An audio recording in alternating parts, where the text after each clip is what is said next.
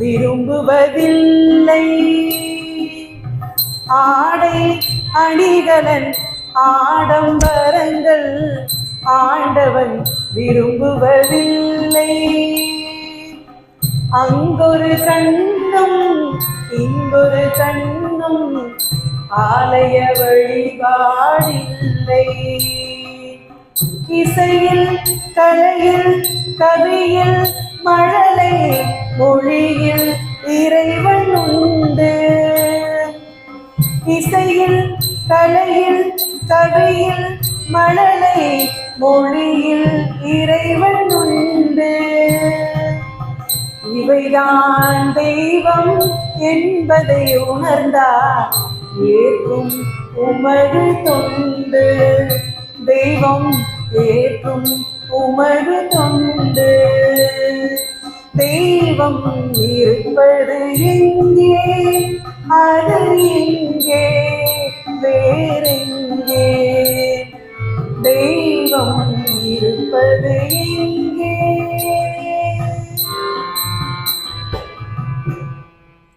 எல்லா இடத்திலும் இறைவன் இருக்கிறார், அதை நாம் மறுக்க முடியாது.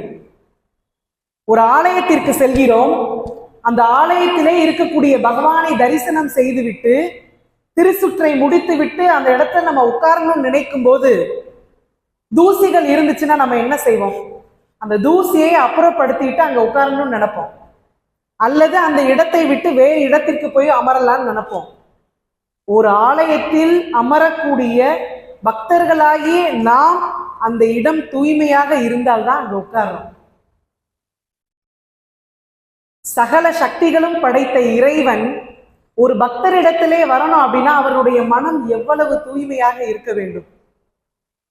அப்ப பக்தி என்பது மனம் சார்ந்ததுன்னு வள்ளலார் ரொம்ப அழகா சொல்றார். அதைத்தான் வாரியாரும் சொல்கிறார். பக்தின்றதுக்கு அழகான இலக்கணம் கொடுத்தவர் வாரியார். உள்ளமாகிய வயலில், உள்ளம் என்பது வயல்னு சொல்றார். உள்ளமாகிய வயலில் ஆணவம் எனும் காட்டை அழித்து. இந்த உள்ளத்துக்குள்ள ஆணவம் இருக்கான், அந்த ஆணவம் காடு மாதிரி மண்டி போயிருக்கான். அப்படிப்பட்ட ஆணவம் எனும் காட்டை அழித்து அகங்காரம் என்ற கல்லை பிளந்து. அகங்காரம் என்பது சின்ன சின்ன மண்களாக இருந்து அதை அப்போது சரி செய்ய விடாம விட்டுட்டோம் அப்படின்னா அது பெரிய கல்லாக உருவெடுக்கிறதா. அப்ப அந்த கல்லை நாம் பிளக்க வேண்டும். ஆக உள்ளமாகிய வயல் தயாராகிவிட்டது. அங்கே இருக்கக்கூடிய ஆணவம் என்ற காட்டை அழித்த பிறகு அங்கே இருக்கக்கூடிய களைகள் எல்லாம் களையப்பட்டது. அகங்காரம் என்ற கல்லை பிளந்து இப்போது நிலம் தயார் நிலையில் உள்ளது. அதற்கு அடுத்து விதை விதைக்க வேண்டும் அல்லவா? மௌனம் எனும் வித்தை விதைத்து, மௌனம் எனும் வித்தை விதைத்து வித்து கிடைச்சது. அதற்கப்புறம் நீர் பாய்ச்ச வேண்டும் அல்லவா? அன்பு எனும் நீரை பாய்ச்சி, அந்த விதைகள் நன்கு வளர்வதற்கு அன்பு எனும் நீரை பாய்ச்ச வேண்டும். அதன் பிறகு ஞானம் எனும் பயிரை வளர்த்து இப்போது விளைச்சல் தயாராகி அறுவடைக்கு தயார் நிலையிலே உள்ளது.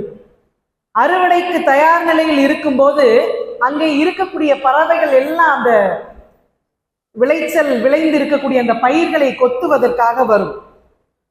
அப்படிப்பட்ட பறவைகளை என்ன சொல்றாருன்னா, காமம், குரோதம், மதம், மாச்சரியம், ஆணவம், கண், இப்படிப்பட்ட பறவைகளை விரட்டுவதற்கு நாம் என்ன செய்ய வேண்டும்? இறைவனினுடைய திருநாமத்தை கொண்டு அந்த பறவைகளை விரட்ட வேண்டும்னு சொல்றார். அதன் பிறகு மீதி மனதில் எது விளைந்து இருக்கிறதோ அதுதான் உண்மையான பக்தின்னு வாரியார் சுவாமிகள் சொல்றார்.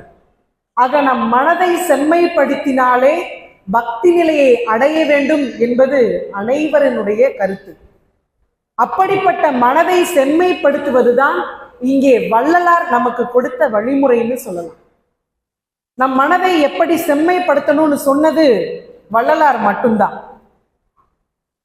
ஆக நம் மனதை நாம் முதலில் செம்மைப்படுத்த வேண்டும். வள்ளலார் என்ன சொன்னார் அப்படின்னா, அன்பை கொடுக்க வேண்டும், அந்த அன்பை எல்லோரிடத்திலுமே சமமாக கொடுக்கணும்ன்ற விஷயத்தை சொன்னதுனாலதான் மனிதநேயத்திற்கு உதாரணமாக நாம் வள்ளலாரை சொல்கிறோம். இரண்டாவது நிலையில் இருக்கக்கூடிய அந்த மனிதநேயம் என்று சொன்னால் உணவளிப்பது. உணவை கொடுத்ததுனாலதான் அவருடைய பெயரை வள்ளலாக மாற்றினார்கள். ஔவையார் அழகா ஒரு வார்த்தை சொல்லுவாங்க, ஆர்த்த சபை 101, 1001 புலவர், வார்த்தை 10,000 பூத்த மலர்தன் தாமரை திருவே தாதா, கோடிக்கொருவர் உண்டாயின் உண்டு என்று அருன்னு சொல்றார்.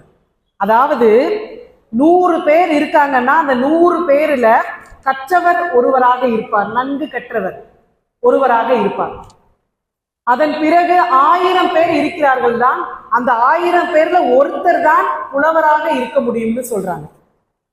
அதற்கு அடுத்து 3ஆம் நிலையிலே 10,000ல் ஒருவர் மட்டும்தான் சொல்லக்கூடிய நிலை தெரிந்து, சொல்லக்கூடிய வார்த்தை புரிந்து சொல்வதற்கு தகுதியானவர்னு சொல்றாங்க. ஆனால் கோடியில் ஒருத்தர் மட்டும்தான் இந்த உலகத்திலே வள்ளலாக இருக்க முடியும்னு சொல்றாங்க. மக்கள் திருவருட்பிரகாசத்திற்கு கொடுத்த பெயர் வள்ளல். ஆக கோடியில் ஒருவராக வாழ்ந்தவர் தான் நம் வள்ளலார் அவர்கள். காரணம் என்ன அப்படின்னா, கொடுப்பது மட்டுமல்ல, தேவையோடு நிற்பவர்களுடைய குறிப்பறிந்து கொடுப்பவர் தான் வள்ளல். மனிதரை பார்க்க ஒரு சமயம் என்ன பண்றாரு, இறைவன் வர்றாரு.